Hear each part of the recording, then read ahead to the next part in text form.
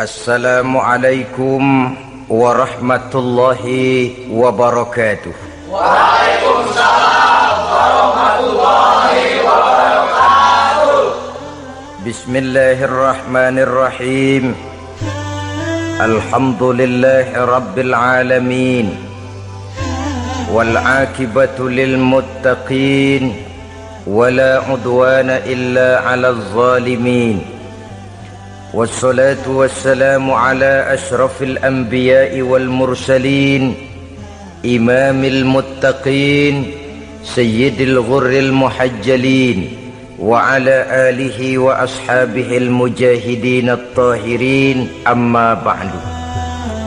Saudara-saudara kaum muslimin rahimakumullah.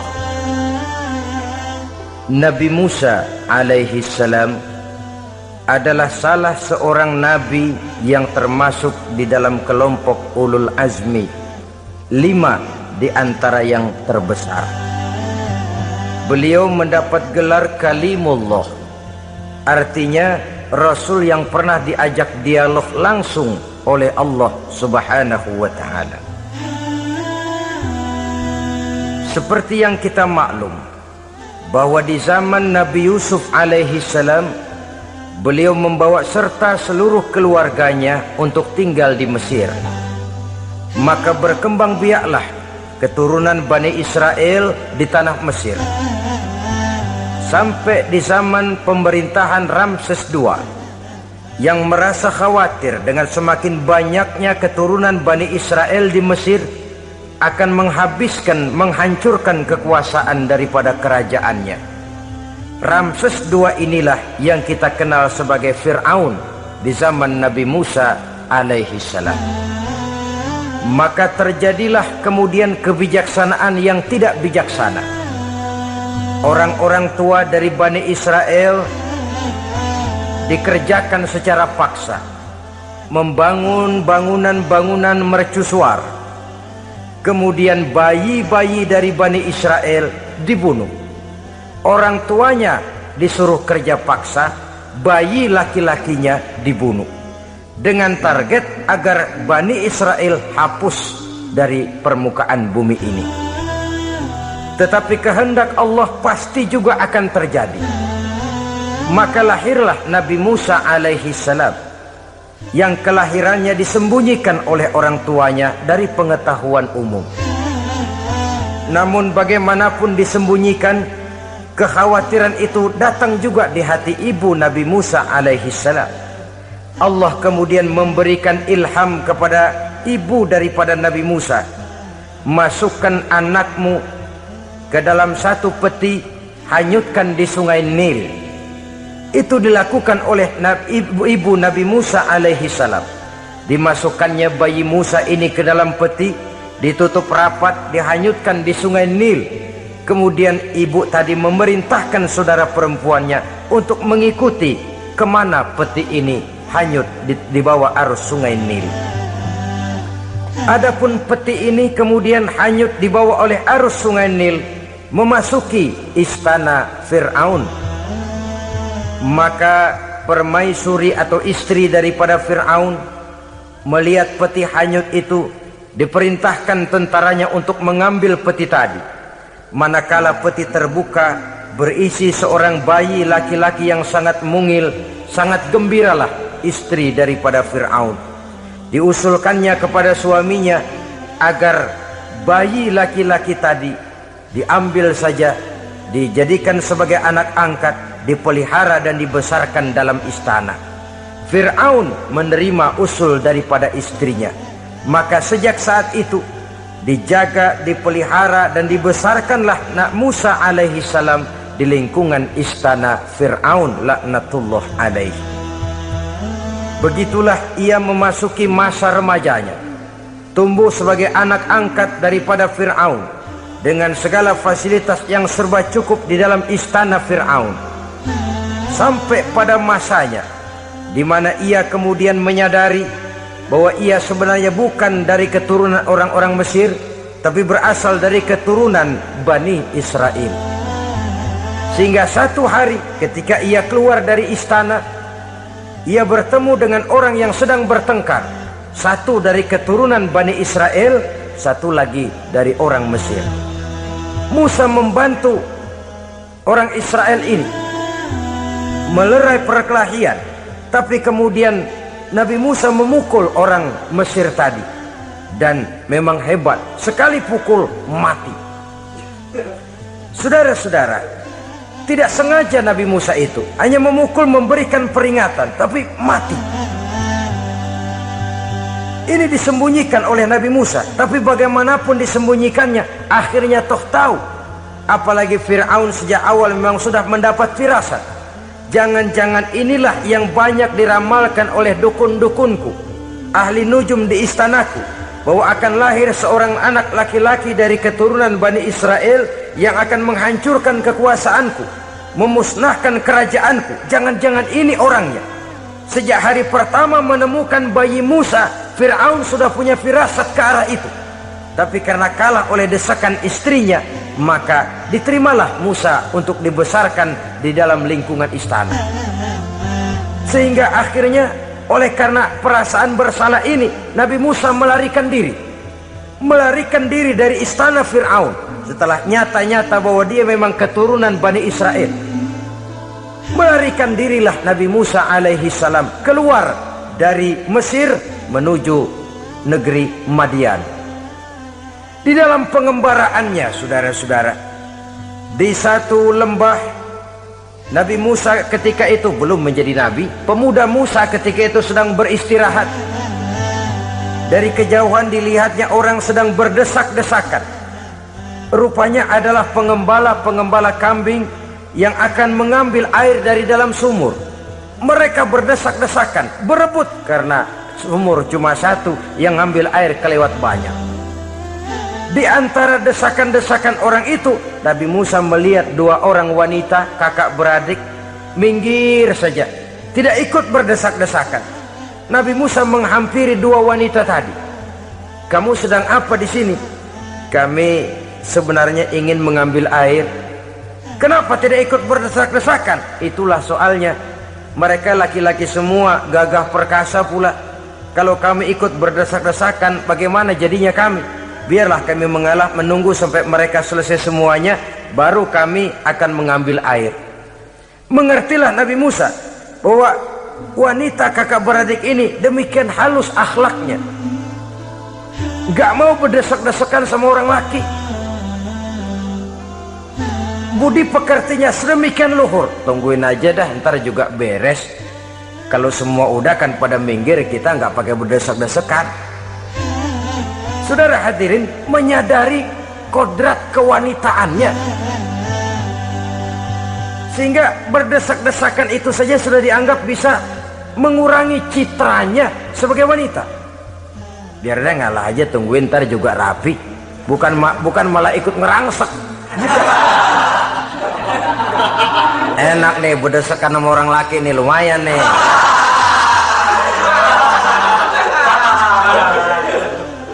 Sepintas itu saja sudah cukup bagi Nabi Musa, pemuda Musa, untuk menilai akhlak daripada wanita itu tadi. Oh, kalau kamu nunggu begini aja lama, kata Nabi Musa. Sudah, sini saya tolongin. Diambil embernya, Nabi Musa ikut berdesakan.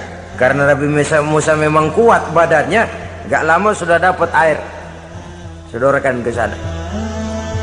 Si wanita segera tahu bahwa pemuda ini begitu baik budi pekertinya, mau menolong orang yang dalam kesusahan. Akhirnya, bagaimana kalau kamu ikut saja ke rumah saya? Bapak saya sudah tua, senang hatinya kalau kamu ikut ke rumah, kenalan sama bapak saya. Ayolah, ayolah, berangkatlah. Dalam perjalanan, si wanita ini berjalan duluan, Nabi Musa di belakang. Kemudian Nabi Musa bilang, sebentar, saya duluan, kamu belakangan. Kenapa? Rupanya angin nakal bertiup menghembus pakaian si wanita, sehingga memberikan gambaran yang agak jelas tentang warna, bentuk, postur badan si wanita itu tadi. Sekarang Musa yang menunjukkan budi pekerti yang luhur, gak mentang-mentang ditiup angin. Nah, mumpung nih,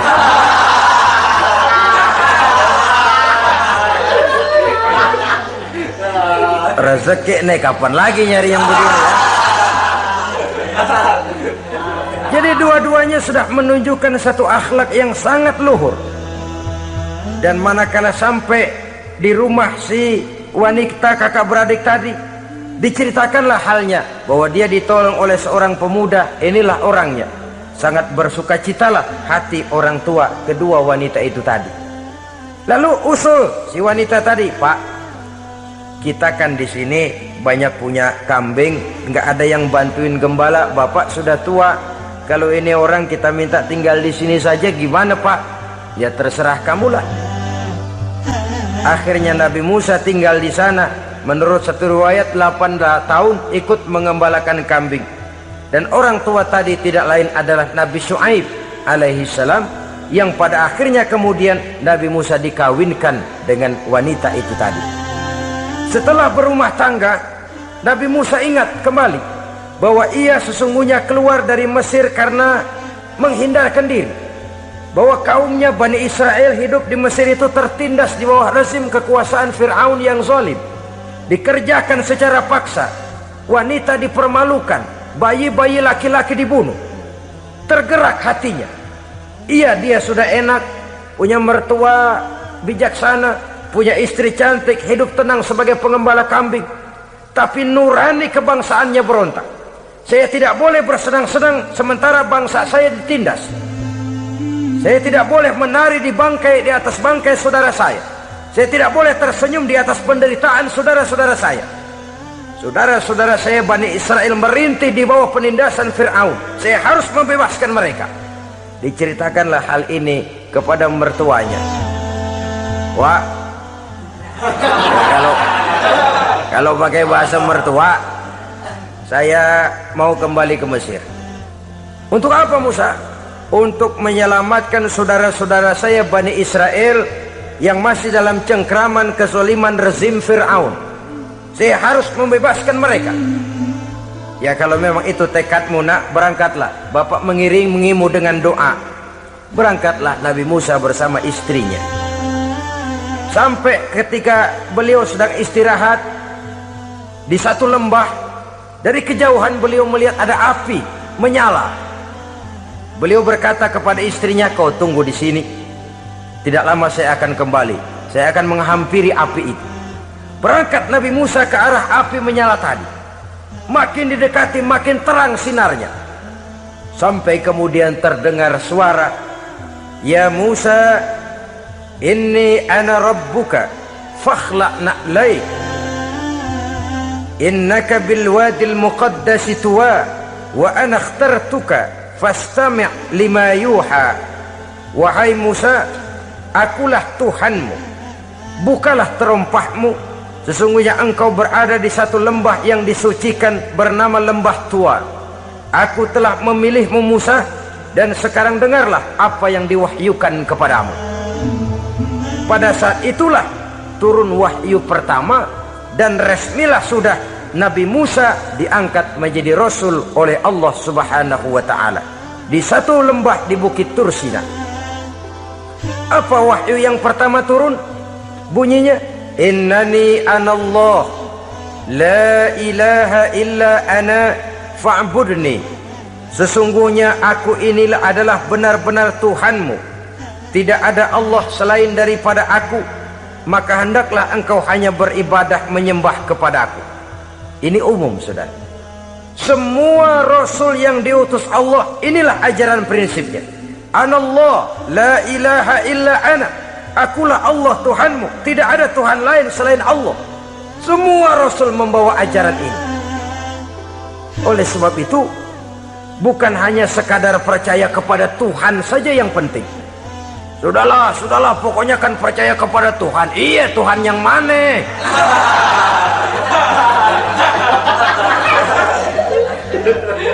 Sebab kalau sekadar percaya kepada Tuhan, rasanya semua agama percaya kepada Tuhan.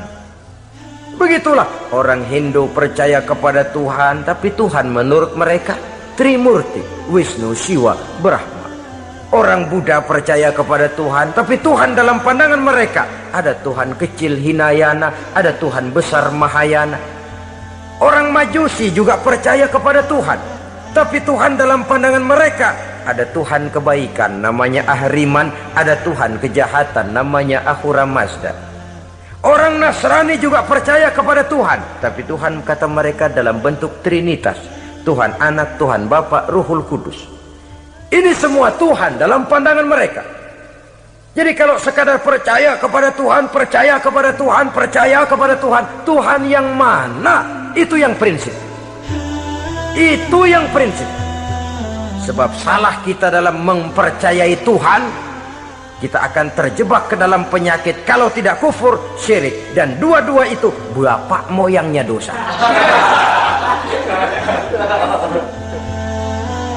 Begitu Islam menyelamatkan kita masyarakat manusia. Ya ayyuhan nasu ubudu rabbakumul ladzi khalaqakum. Hai manusia, Tuhanmu yang perlu kamu sembah itu hanyalah Tuhan yang telah menciptakan kamu. Dan itu tidak lain adalah Allah yang lam yalid wa lam yulad wa lam yakul lahu kufuwan ahad, yang laisa kamislihi syai'un. Ia tidak beranak, ia tidak diperanakkan, dan ia tidak bisa diserupakan dengan apapun. Dialah Allah itu. Begitu wahyu yang diberikan kepada Adam, kepada Nuh, kepada Ibrahim, kepada Yusuf, bahkan kepada Musa alaihi salam. Innani anallah la ilaha illa ana fa'budni. Akulah Allah Tuhanmu, tidak ada Tuhan lain selain daripada aku Allah, maka kepadakulah kamu hanya menyembah. Ini wahyu yang pertama turun, sudah berisi tauhid. Jadi hakikatnya agama Yahudi, saudara, adalah agama tauhid, agama monoteis, agama yang mengajarkan hanya ada satu Tuhan untuk seluruh alam, dan Tuhan itu adalah Allah subhanahu wa ta'ala. Begitu syahadat orang Yahudi bunyinya begini: Shema Yisrael Yahweh Elohenu Yahweh Echad. Ini syahadatnya orang Yahudi. Itu perbedaan bahasa Suryani Ibrani dengan bahasa Arab. Kita Isma itu bahasa Arab, dia Shema. Isma, Shema. Shema Yisrael Yahweh Elohenu Yahweh Echad. Ahad Echad.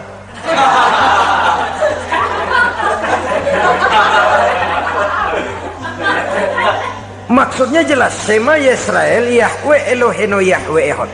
Dengarlah hai Israel, Tuhan kita ialah Tuhan yang Esa. Yahweh kata mereka, Tuhan kita ialah Tuhan yang Esa. Esa tunggal, tidak beranak, tidak diperanakan.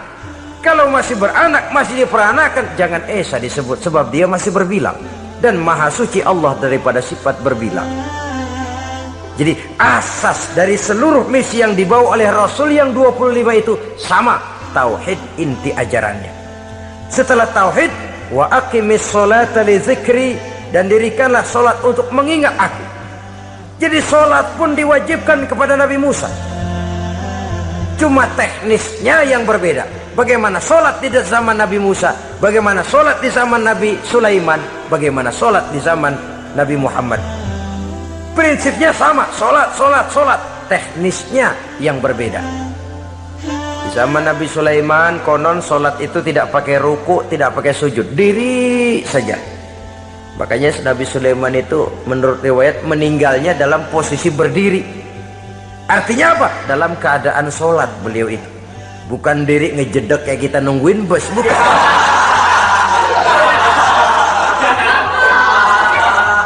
Berdiri dalam kondisi solat. Tapi yang jelas solat itu setiap Nabi, hanya teknisnya saja yang berbeda. Jadi ini sudah akidah dan syariat. Akulah Allah Tuhanmu, tidak ada Tuhan lain selain aku. Ini kan akidah. Yang kedua, wa aqimis sholata li dzikri, syariat. Dirikan solat untuk mengingat aku. Inna sa'ata atiyatun, sesungguhnya kiamat itu pasti akan datang. Ini juga sudah urusan beriman, percaya kepada yang gaib. Saudara-saudara kaum muslimin rahimakumullah, setelah mendapat wahyu ini, turunlah perintah Allah kepada Nabi Musa. Apa kata Allah? Izhab ila fir'auna innahu tagha. Sekarang Musa, berangkatlah kamu menuju Fir'aun. Ia telah melampaui batas. Berangkatlah kamu ke sana Musa, hadapi Fir'aun, sampaikan dakwah ini, ia telah melampaui batas. Innahu tagha, ia telah berlebih-lebihan. Nah, saudara-saudara, jadi dua fungsi sudah. Kalau pada mulanya Nabi Musa berniat kembali ke Mesir hanya untuk membebaskan kaumnya Bani Israel, sekarang malah bertambah. Tidak hanya sekedar itu, malah lebih utama adalah menyampaikan risalah, menyampaikan misi kerasulannya, menyadarkan Fir'aun, menegakkan tauhid, mengembangkan syariat. Bertambahlah tugas Nabi Musa sebagai pejuang bangsa, juga sebagai mujahid, pejuang agama. Pada mulanya sebagai pejuang bangsa tuh, artinya Nabi Musa ini kembali kepada Fir'aun di Mesir, tujuannya tadi kan cuma untuk membebaskan Bani Israel, kaumnya. Ini pejuang bangsa. Tapi di tengah jalan ia mendapat wahyu. Berangkat kau kepada Fir'aun, innahu tagha, ia telah melampaui batas. Sadarkan dirinya, canangkan tauhid, sampaikan syariat. Bertambahlah tugasnya.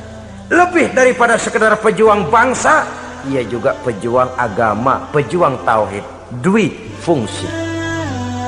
Kadang-kadang ada pejuang agama tapi tidak pejuang bangsa. Kadang-kadang ada pejuang bangsa tapi tidak pejuang agama. Nah, saudara-saudara kaum muslimin rahimakumullah, idealnya ya kedua-duanya, ya pejuang agama, ya pejuang bangsa juga. Mendapat tugas seperti ini, apa permohonan Nabi Musa alaihi salam?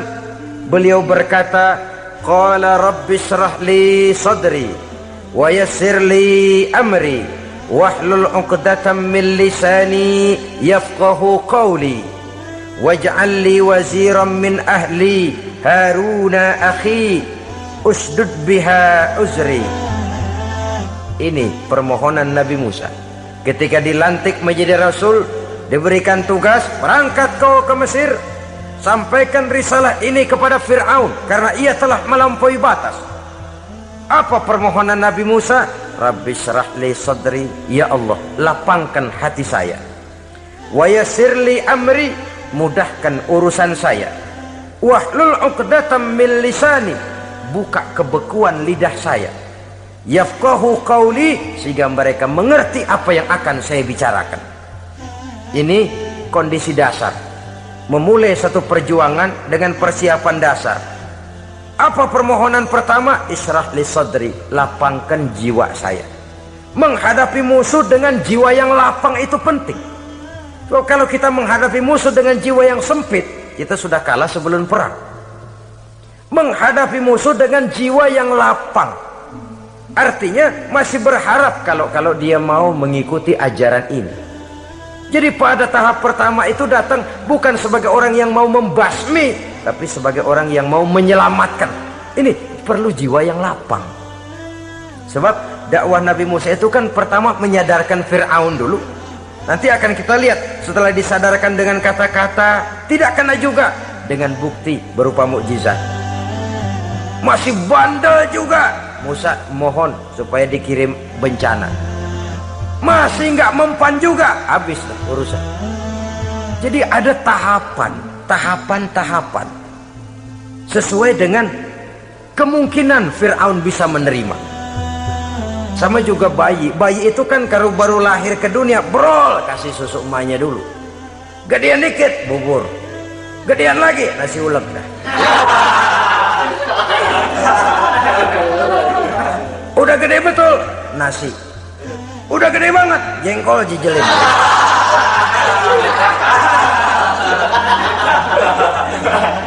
Jadi ada semacam tahapan.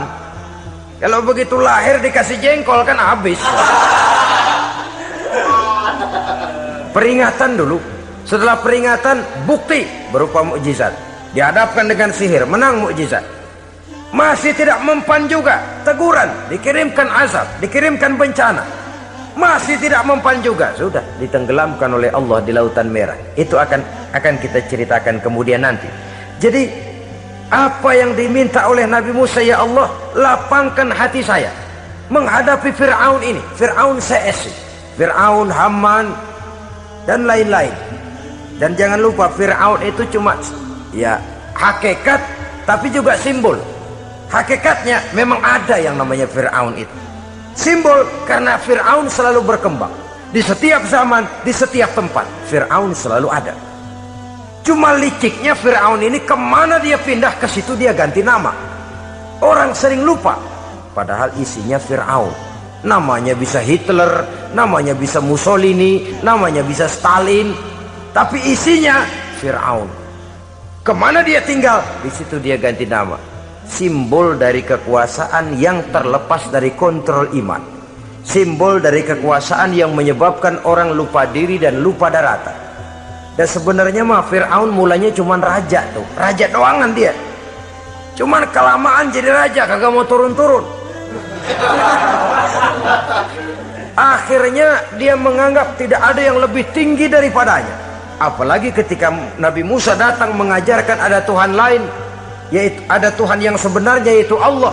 Lah Fir'aun sampai kepada puncak kekurang ajarannya, memproklamirkan diri sebagai Tuhan. Ana rabbukumul a'la. Bukan karena kebodohannya sebenarnya, tapi karena gengsi kekuasaannya. Nah ini, gengsi kekuasaan ini sering menyebabkan orang overacting. Fir'aun bukan bodoh, bukan. Fir'aun bukan tidak tahu kalau Musa itu benar, tahu. Fir'aun bukan tidak ngerti kalau itu mukjizat, sihir kalah, tahu. Tapi gengsi kekuasaan. Gua kan raja, masa di depan rakyat tunduk sama Musa? Gengsi dong.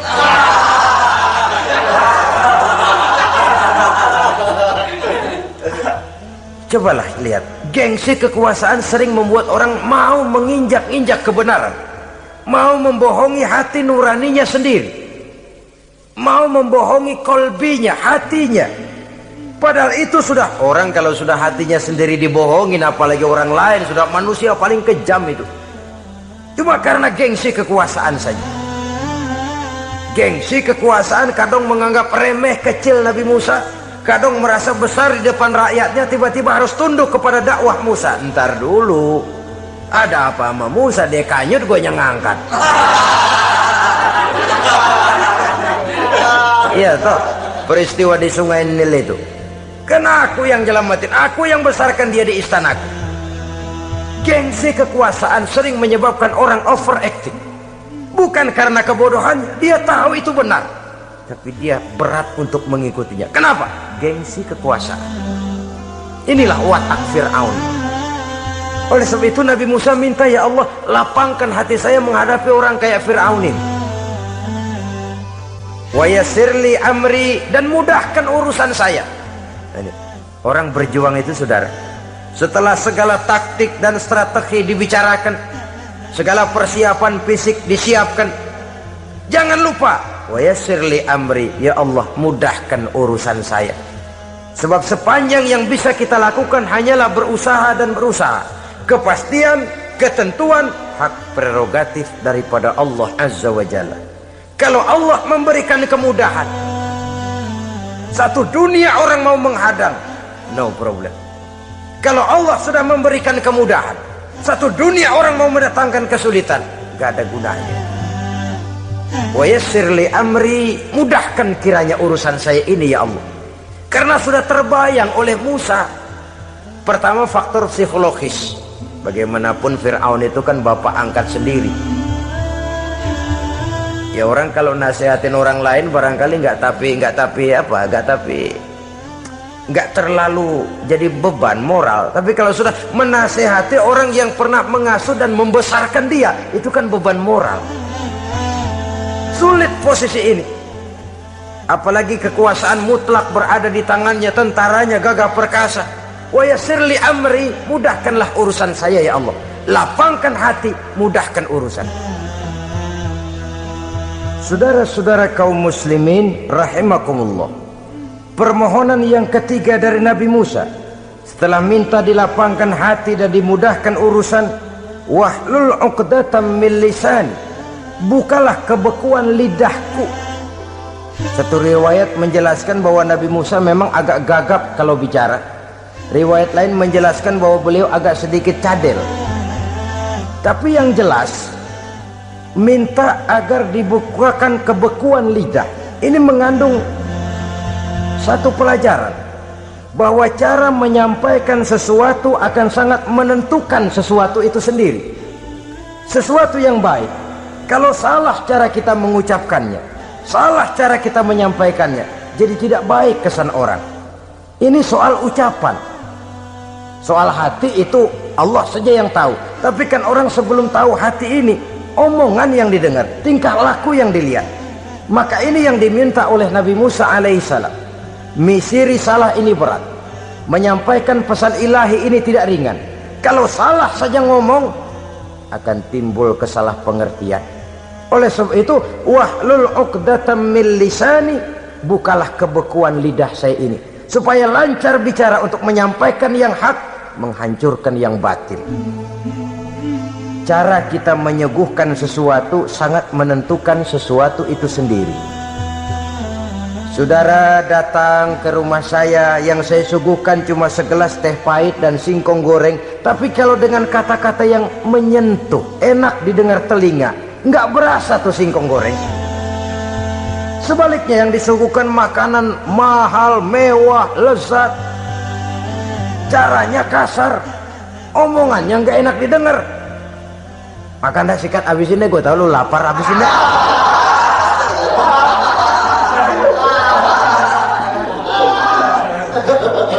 Rasanya biar lapar juga nahan juga gitu. Apa itu? Bukan makanannya yang tidak enak, bukan kita nggak doyan, bukan, caranya itu loh, caranya. Nah, Islam ini agama yang baik. Kalau disampaikan dengan kata yang tidak baik, akan timbul, oh Islam kok gitu ya. Nah ini yang tidak diinginkan oleh Nabi Musa. Wahlul 'uqdatam min lisani. Kita begitulah dalam kehidupan ini, kadang mendengar satu ceramah bisa berurai air mata, bisa histeris, bisa gembira. Kenapa? Kepandaian orang menyampaikannya. Bicara dia 2-3 jam, rasanya baru 5 menit, baru sebentar kok tahu-tahu sudah selesai. Ada yang udah setengah jam, baru seperempat jam ngomong, udah rasanya udah kayak 3 jam.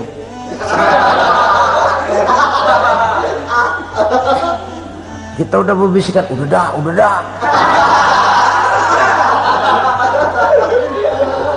Wahlul 'uqdatam min lisani. Targetnya apa? Yafqahu qauli, agar mereka memahami. Tentu lawannya agar mereka tidak salah mengerti, agar mereka tidak salah paham. Sebab kalau misi ini diterima dengan salah paham, dakwah tidak nyambung. Maka ini doa banyak dibaca, diamalkan oleh orang-orang mimbar yang sering pidato. Lapang hati melihat kerumunan orang banyak, tapi nggak dak-dikduk, nggak kena demam mimbar. Udara dingin tapi keringat, baju basah. Saudara hadirin yang saya hormati, lalu permohonan yang selanjutnya daripada Nabi Musa alaihissalam, waj'al li waziran min ahli, dan jadikanlah bagiku seorang pembantu dari keluargaku. Siapa? Haruna akhi, dia tidak lain adalah saudaraku Harun. Usdud biha uzri, akan saya limpahkan kepadanya segala beban-beban yang saya derita. Artinya orang berjuang perlu teman, nggak bisa sendirian. Nggak, bagaimanapun hebatnya kita tetap memerlukan bantuan daripada orang lain. Sendiri memang lebih baik daripada berteman orang jahat, tapi berdua lebih baik daripada sendiri. Bertiga lebih baik daripada berdua. Makin banyak makin baik. Untuk satu persoalan yang besar memerlukan kebersamaan. Begitulah Nabi Musa memberikan contoh. Saya tidak bisa berjuang sendiri, saya minta dibantu oleh saudara saya Harun. Jadikan dia pembantu saya, tempat saya membagi suka dan duka dalam perjuangan ini, tempat saya bercerita, tempat saya mengeluh, tempat saya melarikan persoalan. Sebab beban hati itu akan berkurang kalau kita ada tempat kita bercerita. Nah, saudara-saudara, berangkatlah Nabi Musa ke Mesir, kemudian mulai menyampaikan dakwahnya kepada Fir'aun laknatullah alaih. Fir'aun mendengar Musa datang kembali, kemudian terjadilah forum dakwah itu. Apa kata Fir'aun? Musa, kamu kemana saja? Saya pergi ke Madian. Apa yang kamu lakukan? Begini, begini, begitu. Kamu melarikan diri? Pada mulanya iya. Dan sekarang apa maksud kamu datang kembali ke Mesir? Semula saya ingin membebaskan kaum saya Bani Israel. Lalu saya kemudian menerima wahyu dari Allah. Ditugaskan, diperintahkan langsung oleh Allah Sang Maha Komandan untuk datang menemui Tuhan, menyadarkan Tuhan dari kesesatan selama ini. Siapa Allah itu Musa? Allah adalah Tuhan saya dan Tuhan-Tuhan juga dan Tuhan seluruh alam ini. Baru nih Musa, saya baru dengar nih ada yang begini nih. Tuhanlah pakai nggak kelihatan, Tuhanlah cuma satu, yang Tuhannya banyak aja masih kelaparan.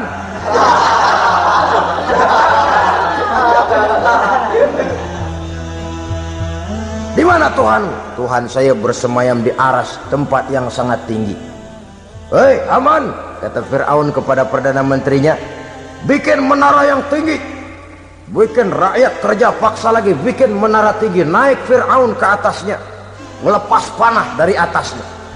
Menurut satu riwayat, panah itu ditangkap oleh malaikat, ditublaskan ke ikan, lalu dikembalikan lagi kepada Fir'aun dalam kondisi di mana panah itu berdarah. Dia tangkap lagi oleh Fir'aun, turun ke bawah, pidato di depan rakyatnya. Liatin, Tuhan Musa udah saya panah nih. Mati. Saudara hadirin yang saya hormati, dengan segala macam dalih Fir'aun mencoba mengingkari dakwah Nabi Musa alaihi salam. Baiklah Musa, andai kata kamu benar, apa buktinya? Tuhan mau apa? Kamu sanggup menandingi tukang sihir saya? Insya Allah. Ayo kumpul tukang sihir, kumpul. Kumpulkan tukang sihir, dilepaskan tali-tali kecil, berubah jadi ular mengejar Musa. Musa oleh Allah difirmankan, lemparkan tongkatmu Musa. Musa melemparkan tongkatnya. Tongkat Musa kemudian berubah menjadi ular besar yang menerkam ular-ular kecil tadi. Habis itu ular kecil ciptaan tukang sihir Fir'aun. Begitu hebat mukjizat yang diberikan Nabi Musa, dan Fir'aun tahu itu mukjizat, tapi dia ingkar juga, tidak mau beriman. Sudah nyata bukti, sudah jelas saksi, dia tetap ingkar. Akhirnya Nabi Musa berdoa memohon kepada Allah, Rabbana innaka ataita fir'auna wa mala'ahu zinatan wa amwalan fil hayatid dunya. Wahai Allah, sungguh engkau telah memberikan kepada Fir'aun dan para pembesarnya zinatan, segala macam perhiasan, wa amwalan, dan segala macam harta benda, fil hayatid dunya, di dalam kehidupan dunia ini. Rabbana liyudillu an sabilik, semuanya hanya menyebabkan mereka jadi sesat dari jalanmu. Rabbana tmis ala amwalihim, ya Allah binasakanlah mereka di dalam hartanya. Wasdud ala qulubihim, tutuplah pintu hatinya. Fala yu'minu hatta yarawul azabal alim, mereka tidak akan beriman sampai mereka melihat azab yang sangat pedih. Sudah dibuktikan dakwah baik-baik tidak mempan, bukti berupa mukjizat tidak kena, sampai dikirimkan teguran berupa berbagai macam bencana masih tidak juga beriman. Akhirnya Nabi Musa memutuskan, kalau begitu menyelamatkan kaum dululah. Kaumnya Bani Israel dibebaskan dari perbudakan, dibawa oleh Musa keluar dari Fir'aun, dari Mesir, dikejar oleh Fir'aun. Dalam pengejaran ini sampailah Nabi Musa di tepian Laut Merah. Buntu, depan laut, belakang tentara Fir'aun. Maju kecebur, mundur kepergok musuh, nggak ada pilihan lain. Dalam kondisi seperti ini, Allah subhanahu wa ta'ala berfirman kepada Musa, lemparkan tongkatmu ke laut, hai Musa. Musa melemparkan tongkatnya ke laut, terjadilah mukjizat. Laut terbelah, jalan muncul ke permukaan laut. Lewat Musa di jalan itu, Fir'aun terus mengejar. Ketika Musa sampai di tepian sebelah sana, Fir'aun masih di tengah jalan. Laut menutup kembali, hilang itu jalanan. Fir'aun dan seluruh tentaranya tenggelam di Lautan Merah, mati.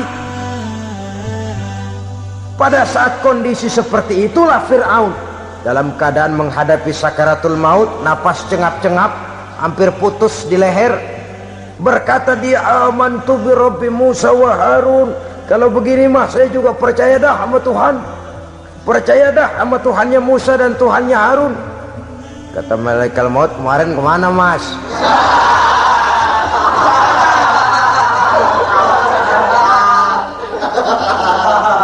Sudah gini hari baru mau percaya, terlambat. Akhirnya Fir'aun mati, tapi badannya utuh. Allah berjanji, wa kadzalika nunajjika bi badanika litakuna liman khalfaka ayah. Kami selamatkan badanmu Fir'aun agar menjadi pelajaran bagi orang-orang sesudah kamu nanti. Fir'aun mati tapi badannya selamat terdampar di tepi pantai oleh rakyat Mesir. Wah, ini raja kita nih, raja kita, ketemu hidup mati.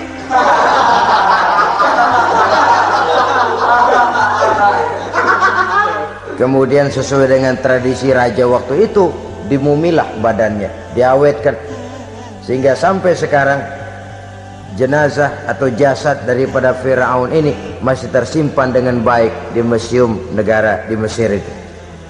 Saudara-saudara kaum muslimin rahimakumullah, jadi satu hal yang bisa kita ambil pelajaran daripada riwayat perjalanan dakwah Nabi Musa ini, bahwa dakwah menyampaikan risalah memang bukan jalan lurus dan licin bertabur bunga di kanan kirinya. Dakwah menyampaikan pesan agama, jalannya berliku, berbelok, menanjak, menurun, banyak onak dan duri di sekelilingnya. Yang paling makan hati adalah apabila sudah berdakwah kepada penguasa yang zalim, seperti halnya Fir'aun ini. Bagaimanapun ia punya kekuasaan, ia punya tentara, ia bisa menghitamkan yang putih, ia bisa memutihkan yang hitam. Kalau bukan iman yang jadi landasan moral dalam perjuangan, orang mudah frustasi. Kalau berdakwah kepada rakyat kecil, resiko kurang. Kalau berdakwah kepada para pengusaha, resiko kurang. Kalau berdakwah kepada kelompok-kelompok yang tidak memegang kekuasaan, resiko kurang. Tapi kalau sudah kelompok memegang kekuasaan, yang tersinggung gengsi kekuasaannya, disitulah resikonya sedemikian besar. Ini yang dihadapi oleh Nabi Musa alaihi salam. Tapi yang dijalaninya dengan tabah, dengan tekun. Karena kebenaran memang bisa ditekan, tapi satu hal yang jelas, kebenaran sama sekali tidak akan bisa dikalahkan. Buat sementara dia bisa ditekan, tapi lambat atau cepat dia pasti akan muncul ke permukaan, dan kebenaran jugalah yang akan tampil sebagai pemenang. Sebenarnya kurang apa Fir'aun? Kekuasaan mutlak berada di tangannya. Seluruh menteri-menterinya adalah pendukungnya belaka. Rakyat dipaksa untuk takut dan taat kepadanya. Dia adalah kekuasaan tunggal di Mesir. Sementara kaum Bani Israel berada di bawah penjajahannya, penindasannya, kesewenang-wenangannya. Dan bahkan ketika Nabi Musa sudah menyampaikan dakwahnya, Fir'aun malah sempat mengungkap jasa. Musa, kamu kok sekarang bisa begitu? Enggak ingat ya dulu kamu hanyut di sungai Nil, istri saya kan yang angkat, saya yang besarkan di istana saya. Kok sekarang kamu bisa ngelawan saya sih? Ini biasa. Apa jawab Nabi Musa? Kenikmatan yang kau berikan kepada saya belum seberapa ketimbang penghinaanmu kepada kaum saya Bani Israel. Jangan kau menyangka Fir'aun, kalau saya kau bikin senang, saya lalu akan mau mengkhianati bangsa saya sendiri. Tidak. Sama sekali kesenangan yang kau berikan kepada saya tidak akan menutup mata saya dari kondisi yang dihadapi oleh kaum saya, oleh umat saya. Mereka tersiksa, mereka menderita, mereka merana. Haruskah saya lupakan mereka cuma karena saya sudah tinggal di istanamu, engkau yang membesarkan? Padahal kau pun membesarkan saya bukan karena kemauanmu, desakan daripada istrimu. Jangan ngitung-ngitung jasa Fir'aun. Andai katamu jasamu ada kepada saya, belum seberapa ketimbang penghinaanmu kepada bangsa saya Bani Israel. Di situ Nabi Musa menunjukkan sifat nasionalisme yang sangat tinggi, rasa nasionalisme yang sangat mendalam. Kadang-kadang kan orang ya seperti di zaman penjajahan Belanda, karena diangkat jadi tuan tanah, bangsanya sendiri diinjak-injak. Karena diangkat jadi centeng dikit dah, kumis mbaplang dah, bukan main. Bangsanya sendiri diinjak-injak. Fir'aun mengingatkan ini, kalau cara kita lo gede di sini, makan di sini, segala macam di sini dah, masa lupa kacang sama kulitnya. Kasarnya mah lu bisa begini nih Musa, nih gue yang ngerawatin lo, saya yang menjagamu, mengangkatmu dari sungai Nil. Masa sekarang sudah gede begini kamu mau berhadapan dengan saya? Punya pikiran dong dikit. Kalau cara kita, mikir dong, mikir. Dulu lagi kanyu di Nil, siapa yang angkat? Musa tidak membantah. Betul itu Fir'aun, betul. Tapi apalah artinya semua itu ketimbang penghinaan yang engkau berikan kepada bangsa saya? Saya tidak mungkin menari-nari di atas bangkai umat saya. Saya tidak mungkin bersenang-senang di atas penderitaan kaum saya. Dan saya tidak mungkin senyum ceria di atas derita daripada kaum saya. Dengan tidak melupakan jasamu, saya tidak akan merubah pendirian saya. Saya ingin membebaskan penjajahan. Saya ingin membebaskan kaum saya Bani Israel dari belenggu penindasan. Kalau engkau sudah tidak mau mendengar dakwah yang saya sampaikan, tidak mau bertuhan Allah, tidak mau menyembah kepadanya, tetap dengan keangkuhan dan kesombonganmu sekarang ini, okelah, berjalanlah dengan keyakinanmu. Tapi saya harus membebaskan kaum saya Bani Israel. Saudara-saudara kaum muslimin rahimakumullah, itulah jalan dakwah, jalan menyampaikan risalah agama, risalah Islam. Sekali lagi, bukan jalan lurus bertabur bunga. Tapi agama memberikan ajaran, balighu anni walau ayat, sampaikan dari aku walaupun cuma sekedar satu ayat saja. Tugas ini memang mulia tapi berat. Tugas ini memang terhormat tapi penuh resiko. Ya kalau menyampaikan asal sekedar menyampaikan, sudahlah pokoknya nyampein, percaya syukur kagak, udah dah. Bukan cuma sekadar itu, ada semacam tanggung jawab moral. Maka kondisi dasar yang dilakukan oleh Nabi Musa, permohonan yang tadi itu, ya Allah lapangkan hati saya. Jalan ini penuh onak dan duri, berliku menanjak menurun, banyak halangan, tentangan, rintangan dan fitnahan. Kemudian mudahkan urusan saya. Menentang kekuasaan Fir'aun bukan perkara ringan, bukan urusan main-main. Menentang raja yang sedang berkuasa, kekuasaannya mutlak, otoriter pula, diktator murni Fir'aun itu. Mudahkan urusan saya menghadapi jalan ini ya Allah. Karena tidak mungkin menurut otak, mana bisa kata kebiasaan, impossible kata rasio. Kalau Allah mau memudahkan, semua jalan akan terbuka dengan mudah. Tapi kalau Allah yang mempersulit, bagaimanapun matangnya perhitungan strategi, taktik, rencana, program, planning, kalau Allah mempersulit, jalan itu akan jadi buntu jadinya. Oleh sebab itu maka persiapan zahir harus diimbangi dengan persiapan batin. Untuk menegakkan sesuatu yang hak, menghancurkan sesuatu yang batil, sebagaimana yang dilakukan oleh Nabi Musa alaihi salam ini. Dan segala macam tantangan dihadapi oleh Nabi Musa. Kau menyampaikan risalah bahwa engkau Rasul? Ya. Kau punya bukti? Siap. Apa buktimu? Ini, tongkat dilempar jadi ular, tangannya dimasukkan ke saku baju, lalu dikeluarkan bersinar gemerlapan, lebih sinar dari lampu merkuri. Sampai Fir'aun silau dibuatnya bersudah Musa, sudah, masukkan tanganmu lagi, masukkan tanganmu lagi. Dia tahu, dia sadar itu bukan sihir, tapi lagi-lagi gengsi kekuasaan. Sehingga pantas kalau Nabi pernah bersabda, afdalul jihad kalimatu haqqin inda imamin jair. Jihad yang paling besar adalah mengucapkan kebenaran di depan penguasa yang zalim. menyampaikan kebenaran di hadapan penguasa yang zalim. Tapi kan berat, saudara, sulit, apalagi kalau belum apa-apa udah ngeri. Udah jangan ah.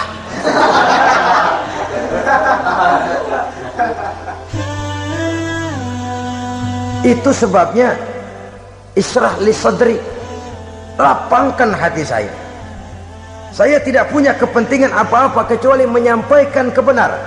Kalau sudah ada kepentingan pribadi, itu yang sering jadi handicap, itu yang sering jadi jurang pemisah antara kita dengan orang yang akan kita sampaikan kebenaran tadi. Saudara-saudara kaum muslimin rahimakumullah, maka terasa benar relevannya doa yang diajarkan oleh Rasul kepada kita. Allahumma arinal haqqa haqqa warzuqna ittiba'ah wa arinal batila batilan warzuqna ijtinabah. Ya Allah, tunjukkan kepada saya bahwa yang benar itu benar, berikan saya kekuatan untuk mengikutinya. Ya Allah, tunjukkan kepada saya bahwa yang salah itu salah, berikan saya kekuatan menghindarinya. Kenapa? Orang sering tahu bahwa itu benar tapi tidak berdaya mengikutinya. Seperti Fir'aun, tahu bahwa Musa itu benar. Abu Jahal, Abu Lahab juga tahu bahwa Nabi Muhammad itu benar. Abrahat juga tahu bahwa Nabi Ibrahim itu benar. Namrus juga tahu Ibrahim itu benar. Tapi mereka tidak berdaya mengikuti kebenaran karena gengsi kekuasaannya. Kadang kita tahu bahwa itu salah itu, tapi karena dilakukan oleh orang yang punya kekuasaan, kita lalu tidak berdaya menghindarinya, malah terjebak ikut-ikutan salah, lalu menghibur-hibur diri. Sudahlah, tak ada gading yang tak retak. Bukankah dengan demikian kita sudah melegimitir kesalahan? Tahu bahwa itu benar dan mampu mengikutinya, itu nikmat.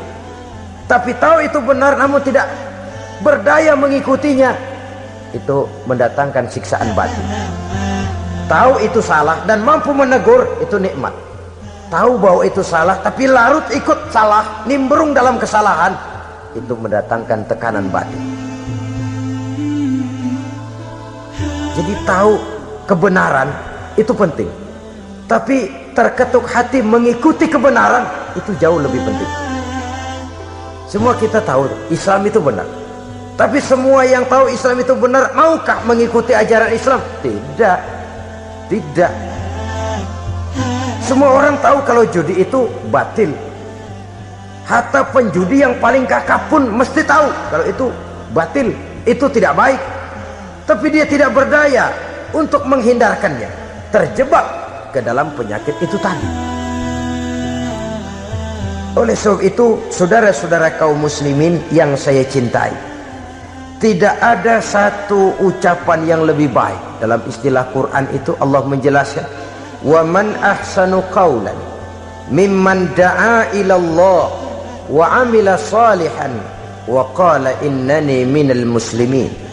Ucapan siapakah yang lebih baik dalam hidup ini selain daripada mimman da'a ila Allah, selain daripada ucapan orang-orang yang menyeru ke jalan Allah, orang-orang yang menyadarkan kepada agama, ini jalan Allah, mari ikuti, itu jalan setan, mari tinggalkan. Wa amila salihan, tidak cukup sekedar berdakwah mengajak orang ke jalan Allah, dia juga beramal soleh. Dia bangun rumah sakit, dia bangun madrasah, dia bangun masjid, dia makmurkan majelis taklim, dia santuni yatim piatu. Wa qala innani minal muslimin, seraya berkata, saya termasuk orang yang berserah diri kepada Allah. Da'a ila Allah wa amila salihan wa qala innani minal muslimin. Menyerukan manusia ke jalan Allah, beramal soleh, dakwah bil hal kata orang sekarang. Kemudian mereka pada akhirnya berkata, kami adalah sekelompok orang-orang yang sudah berserah diri kepada Allah. Segalanya diserahkan kepada Allah. Lahirlah kedamaian rohani, ketegaran pribadi, ketentraman batin di dalam dia melaksanakan tugasnya. Kalau tidak, maka nanti ya tuh orang kan gua ajak baik-baik nyuruh sembahyang, ngapa gua dimusuhin? dipikirin kurus dah. ampek gaya dah. Makan hati. Soal orang mau beriman atau tidak itu bukan urusan kita. Tugas kita hanya sekedar penyampai. Tugas Rasul hanya sekedar penyampai. Kalau dakwah sudah disampaikan, metode sudah disusun, pendekatan sudah baik, tapi orang tidak mau beriman, Allahumma inni qad ballaghtu, ya Allah sudah saya sampaikan, ya Allah sudah saya peringatkan, ya Allah sudah saya sampaikan, ya Allah sudah saya tegur. Kalau toh tetap begitu juga, sudah saya sampaikan ya Allah. Di sana ke lapangan lalu tumbuh. Jadi dengan kata lain, kita hanya berusaha, hidayah adalah di tangan Allah. Oleh sebab itu, kita ini termasuk yang bersyukur telah mendapat limpahan hidayah ini. Kalau kita lihat Fir'aun CS termasuk Haman, Perdana Menterinya, dan seluruh bala tentaranya, kurang apa? Mereka lihat mukjizat, mereka saksikan kebesaran Allah. Di dunia juga mereka sudah dikirim bencana, teguran kepada mereka, entah tidak juga beriman. Dan strategi Nabi Musa mula-mula dialog, diajak ngomong, diajak bicara, diajak mikir, tukar pikiran. Allah itu begini-begini, oh tidak bisa, iya begini-begitu. Masih tidak percaya juga, dibuktikan mukjizat, tongkat jadi ular, tangan bisa mengeluarkan sinar. Masih ingkar juga, keluar doanya nih, doa yang ada dalam surah Yunus ayat 88-89, Rabbana tmis ala amwalihim, ya Allah cukup dah. Seruan sudah disampaikan, peringatan sudah diberikan, mukjizat sudah mereka lihat, tapi nggak juga mau beriman. Buresin aja harta bendanya dah. Habisin aja, habisin dah. Dikasih perhiasan kehidupan dunia. Innaka ataita fir'auna wa mala'ahu zinatan wa amwalan. Dikasih harta, kesenangan dunia, bikin sesat. Habisin aja dah. Wastud ala qulubihim, hatinya empat dah. Udah dipatri, udah nggak mempan apa-apa, udahlah ya Allah. Wala yu'minu hatta yaraul azabal alim, rasanya mereka memang nggak bakalan mau beriman kalau belum melihat azab yang sangat pedih. Dan memang setelah timbul tenggelam, napas mau sekarat, baru beriman, terlambatlah sudah. Nah saudara-saudara kaum muslimin rahimakumullah, bagaimana akhir daripada perjalanan Nabi Musa ini, insya Allah akan kita bicarakan pada pertemuan berikutnya. Terima kasih atas perhatian saudara. Mohon maaf atas segala kekurangan. Wassalamualaikum warahmatullahi wabarakatuh. Waalaikumsalam.